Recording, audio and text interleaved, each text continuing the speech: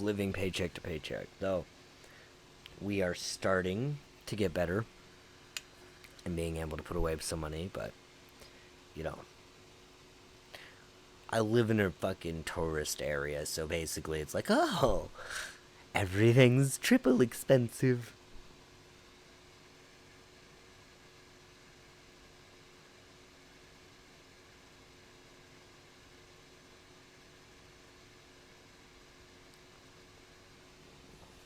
So, okay, I like Crusader for its looks and for the company itself.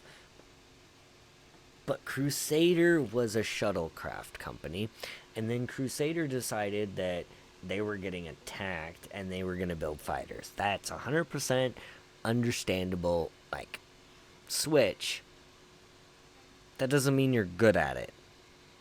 The smallest thing you've built since the C1, C2, or the C1, like the Hercules, was a shuttle. And those shuttles are still used on Orison.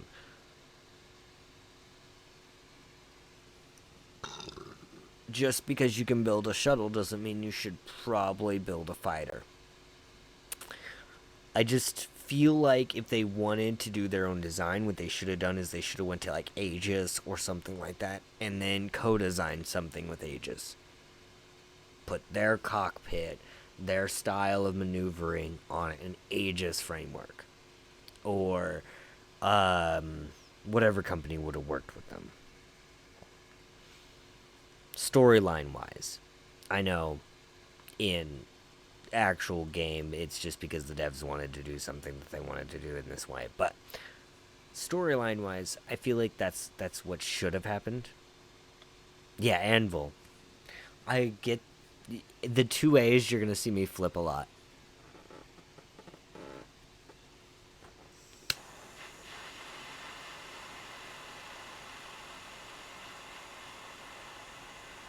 because which one's the old one? Because honestly, I don't think it would have been the old guy. No, it would have been the old dog.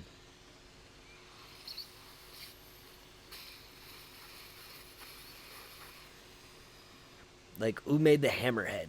The Hammerhead's an old ship.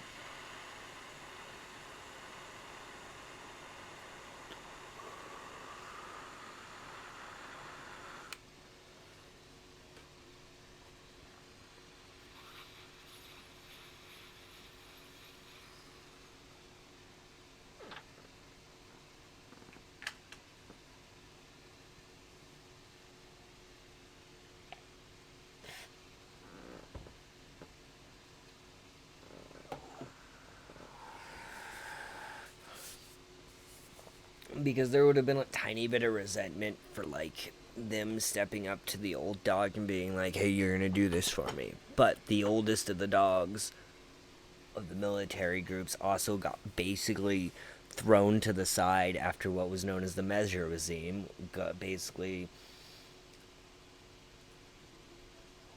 imagine dictators who, oh, actually we just talked about this. Imagine fucking blah blah blah bug hunting nation. Help me out here, buddy.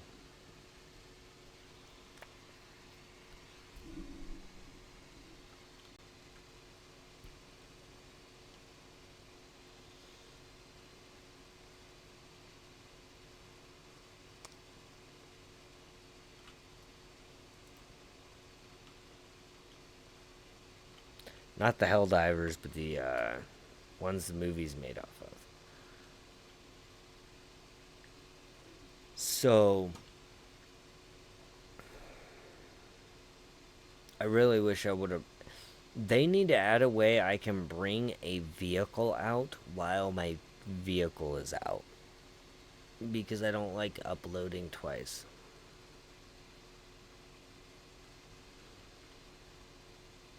I honestly wish the Avenger was a little smaller and I could put it inside this.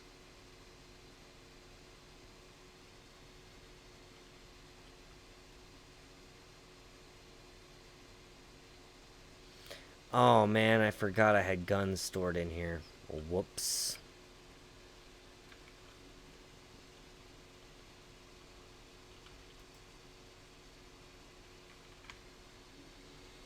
Oh, that's what I get for being a dumbass.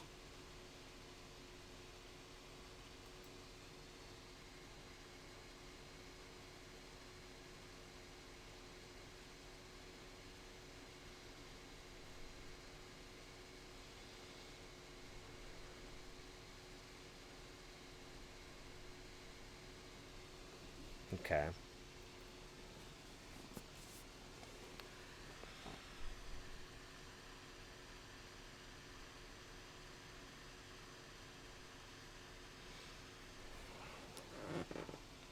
So, they're the new guys.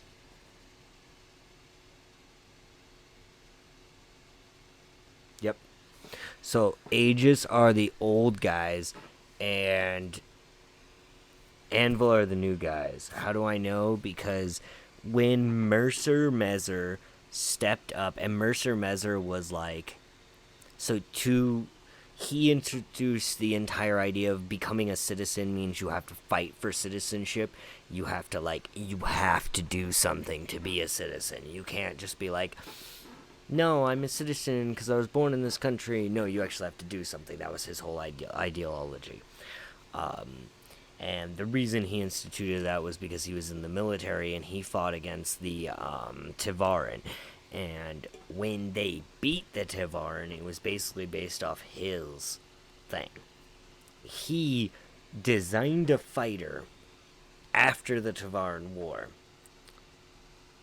completely designed to fight what he fought in the Tivaran War, and that was the Gladius. And he called it was not originally going to be called the Gladius. It was going to be called something like the Red Wing or something that gave him like massive vibes of being like a separatist ship. But he was like, no, no, we're going to call it the Gladius because it's going to be the everyman ship. It's going to be the sword any man can carry. Of course, that never happened in his reign, or his children's reign, or his descendants' reign. But after the Mezzer's fall, we actually did get the Gladiuses becoming civilian ships. And they became civilian ships all over the place. Why? Because people needed ships to protect their areas. Not just because the galactic government had fallen apart, but because what military was left was stretched thin and we were facing a new threat. Our galactic government is roughly, 10 years old or so, and suddenly we're dealing with rumors from the outer edge of space of entire areas being attacked and butchered, and entire planets being found of, you know, cities worth of humans disemboweled. Later, we come into contact with one of these and find out that they are what we will come to call the Vanduul. I feel like that's a tale for another day. But imagine the worst kind of alien predator in your mind, and then give them a little bit of a twisted figure and some long blades and guns and ships that are also organic. That's all I know about them off the top of my head.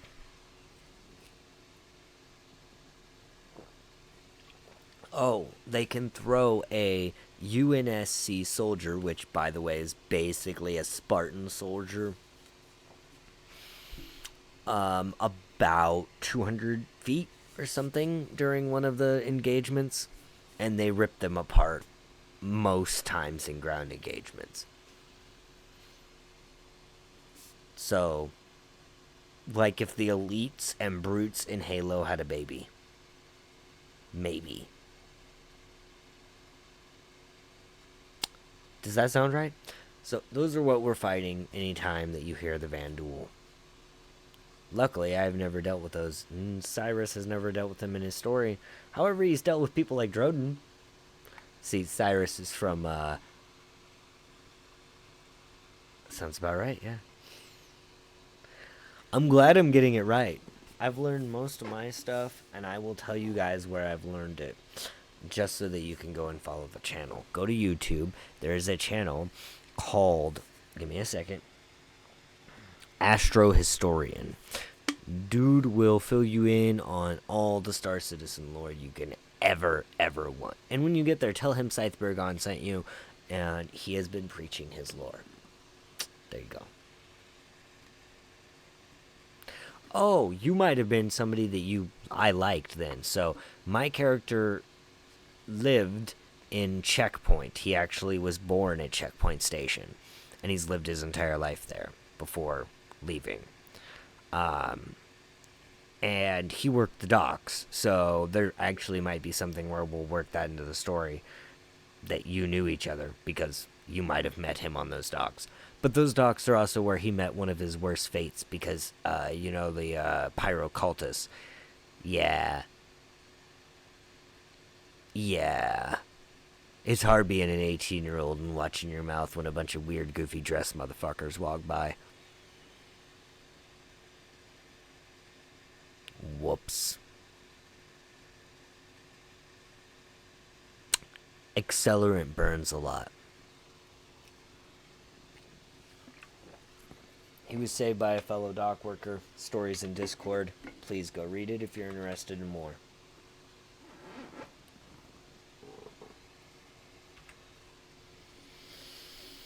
But because of that, I was considering adding something about that back into his storyline.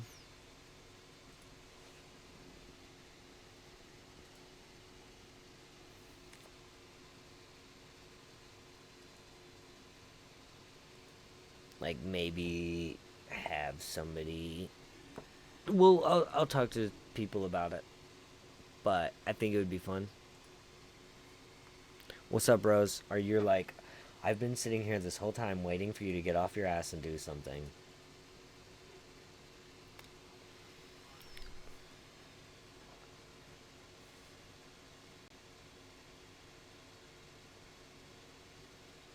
Okay. So which war? Because like from what I know, the Vanduul War hasn't really come. Like it might have come to Pyro, I guess, or it's Stanton. I don't think it's, has it come this far out? No, you're good. Think away. I'm just trying to verify knowledge that I have.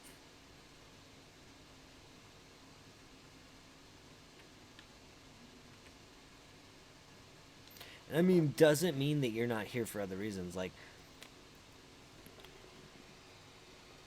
if, let me run this by you. You want to be a war orphan, right? Do you hate Xenos by all rights? You hate all the Xenos races, or are you down to listen for a second? I'm not gonna blame either way.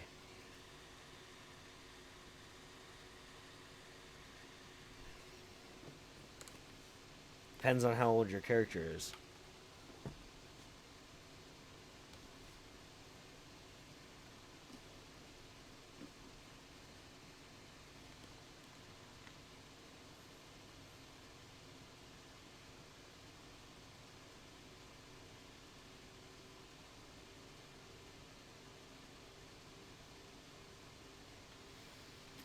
Okay, so Wicklow is a member of the Banu, and he actually isn't really proven anything. Um, he's just here doing what Banu always do. So the first Banu encounter we had, we actually shot at them, and then the Banu were like, they flew off, and then we realized they didn't attack, so we didn't fire again, flew off, and the guy went and got professionals who then showed up, and